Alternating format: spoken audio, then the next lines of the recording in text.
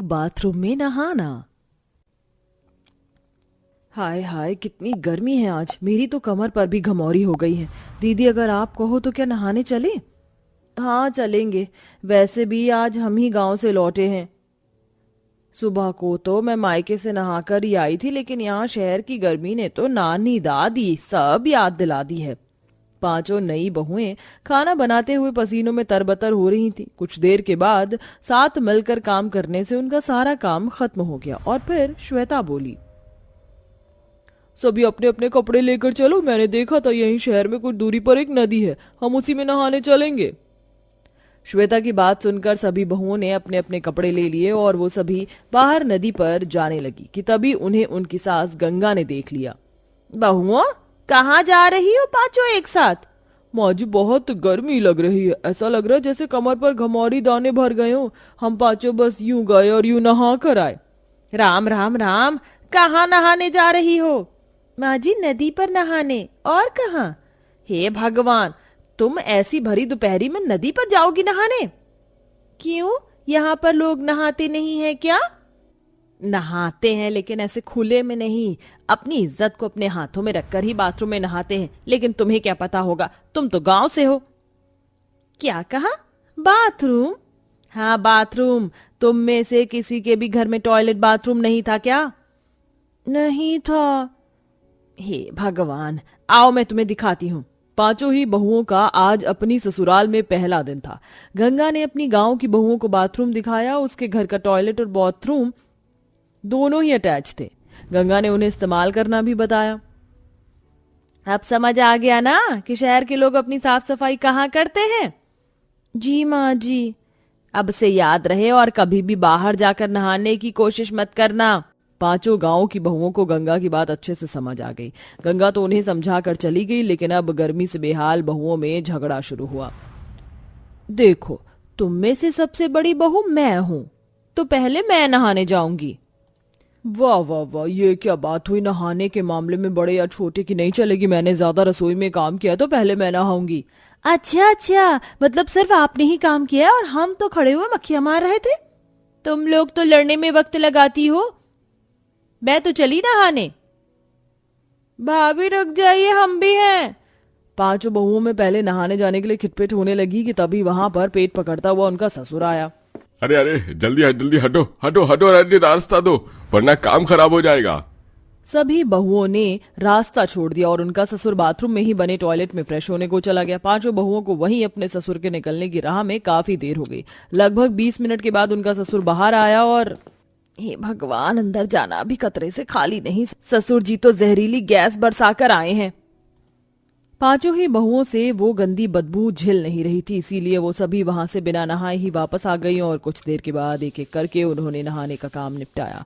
अब रोजाना ऐसे ही होता था। पांचों बहुओं को नहाने के लिए मानो युद्ध सा करना पड़ता था और गर्मी में बिना नहाए रह पाना भी बहुत मुश्किल था।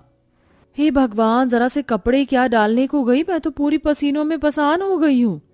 अरे कौन घुस गया? दीपाली भाभी है अंदर, कब से मैं उनका निकलने का इंतजार कर रही हूँ।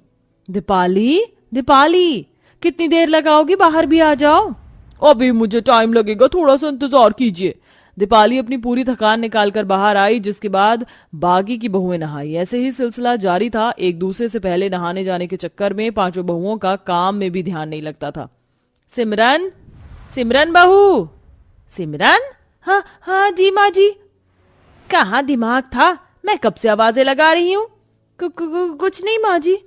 बाहर देख, सब्जी वाला आया हुआ, अच्छी सब्जियां हैं और गर्मी में दरवाजे पर देकर जा रहा है। एक काम कर, 2-4 तरह की सब्जियां लेकर आ जा।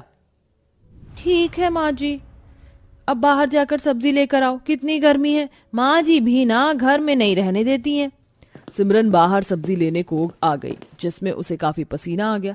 वो नहाना तो चाहती थी, लेकिन उस वक्त श्वेता नहा रही थी, जिसकी वजह से वो नहीं नहा पाई। ये भी कोई जिंदगी है कि नहाना भी पहाड़ बन जाए। इस शहर से अच्छा तो मेरा गांव ही था। कम से कम जब मन किया कितने ही लोग नदी में नहा तो लेते थे। बिल्कुल सही कहा सिमरन भाभी, इस शहर के बाथरूम से अच्छा तो नदी पर जाकर नहाना ही है।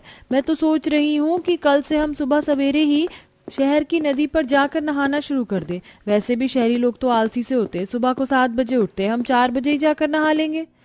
सही कहा, ऐसे में माँ जी को पता भी नहीं चलेगा और कोई हमें देख भी नहीं पाएगा। सिमरन और दीपशिखा ने गांव की तरह शहर की नदी पर जाकर नहाने का प्लान बनाया। फिर क्या था, उन्होंने अपना ये प्लान बाकी की बहुओं को भी बताया। किसी को भी इसमें कोई खराबी नहीं लगी और अगली सुबह वो 4 बजे शहर की नदी पर पहुंच गई। ये पानी गांव की नदी जितना साफ तो नहीं है, लेकिन कोई नहीं, चलो जल्दी से नहा लेते हैं। पांचों बहुएं नहाने के लिए नदी में उतर गई। उन्हें बहुत दिनों के बाद ऐसे नहाने का मजा मिला था। काफी देर तक उन्होंने साथ में पानी में मस्ती की और फिर वो सभी 5 बजे तक घर आ गए। अच्छा था ना मेरा प्लान, इस तरह से हम सभी एक साथ नहा भी लिए और किसी को कुछ पता भी नहीं चला। अच्छा नहीं, बहुत अच्छा था, अब से हम यही किया करेंगे। पांचों बहुओं को बाहर नहाने का चस्का लग गया। फिर क्या था, अब से वो पांचों रोजाना बहुत सवेरे उठती थी और नदी पर जाकर नहा आती थी। उनके इस तरह काम करने से गंगा के घर में अब नहाने के ऊपर बतंगड़ भी नहीं बनते थे। क्या बात है, अब तो मेरे घर में बाथरूम को लेकर शांति है। चलो अच्छा है। गंगा को सच्चाई का पता नहीं था, इसीलिए वो इतनी रिलैक्स थी। लगभग 1 महीने तक यही सिलसिला चला। लेकिन एक रोज जब पांचों बहुएं नहाकर घर लौट रही थी, तब उन्हें गंगा ने ही देख लिया। तुम पांचों इतनी सुबह घर से बाहर क्या कर रही थी? माँ जी आप कहाँ गई थी बताओ। माँ जी आप कुछ गलत मत समझना, हम पांचों तो बस नदी पर से नहाकर आ रहे हैं। नदी पर से नहाकर? तुम पांचों नदी पर नहाने जाती हो? हाँ माँ जी, वो। इससे पहले गांव की बहुएं अपनी परेशानी को समझा पाती, गंगा ने घर में हल्ला मचा दिया, जिसकी आवाज सुनकर पांचों ही बहुओं के पति और ससुर कमरों से निकल आए। क्या हुआ माँ, क्या बात है? मैं लुट गई, बर्बाद हो गई है भगवान, मेरे घर की इज्जत का इन्होंने फालूदा बना डाला। माँ क्या बात है, हमें ठीक से बताइए, क्या किया इन्होंने? गंगा ने अपने बेटों को सारी बात बता दी।